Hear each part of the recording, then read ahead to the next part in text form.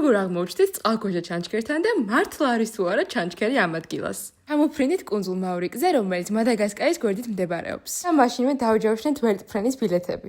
უკვე ვერტფრენთან ვართ და სულ მალე შეგვიყვანენ შიგნით. ძალიან მეშინია, იმიტომ რომ პირველად უნდა ჩავსხდეთ ვერტფრენში და ვნახოთ რა იქნება. აფრინდეთ თუ არა ვერტფრენი და მეგონა რომ ავატარის სამყაროში მოვხვდით, მაშინვე გაგვიქრა ორივეს შიში. სანამ წყალქვეშა ჩანჩქერს დავინახავდით, აი ასეთი ხედები გავიარეთ, რომელიც არასდროს დამავიწყდება. სადღაც უცებ ესენი რო დამენახა, არ გამიკვირდებოდა.